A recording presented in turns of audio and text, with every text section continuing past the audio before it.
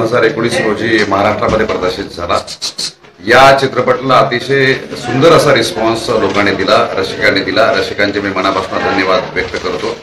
खास करून मला सांगायला आनंद होतो की या चित्रपटामध्ये ग्रामीण भागातल्या भूतपूर्व प्रतिभा संपन्न सगळ्या कलावंतांना मी लेखक आणि दिग्दर्शक म्हणून संधी दिली आणि त्या संधीचं सगळ्याच कलाकारांनी सोनं केलं।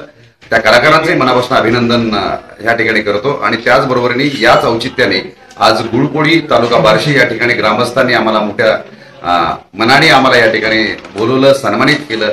त्यांचे आभार व्यक्त करतो। असंच प्रेम स्नेह सगळ्याच महाराष्ट्रातल्या लोकांचं आमच्याबरोबर राहावं ही सदिच्छा व्यक्त करतो आणि धन्यवाद व्यक्त करतो।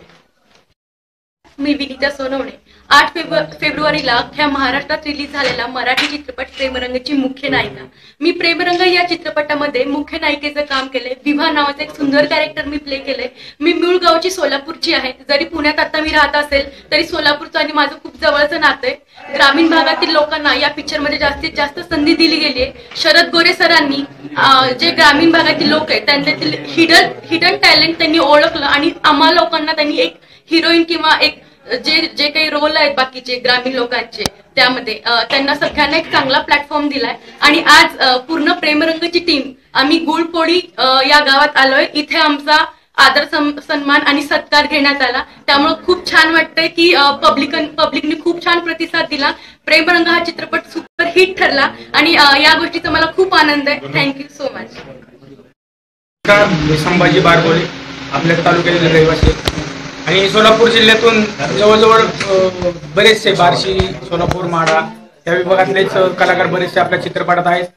शरद गोरे दिग्दर्शित निर्मित प्रेमरंग या चित्रपटात मी कॉमेडी खलनायकाची जबाबदारी पार केली आणि हा चित्रपट बऱ्याच लोकांनी इथं पण आपल्या पाहिला असेल आणि अजून पर सॅटेलाइटच्या द्वारे आपल्या टीव्ही चॅनलवर पण येईल थोड्याच दिवसात। तर अजून तुम्ही भरभरून जे एवढं प्रेम केलं, आमच्या जे काय आपल्या ग्रामस्थांनी सत्कार सन्मान दिला, त्यांचे खूप सारे आभार आणि आपल्या चॅनलचेही खूप सारे आभार आणि थँक्यू आम्हाला बोलवले त्याबद्दल।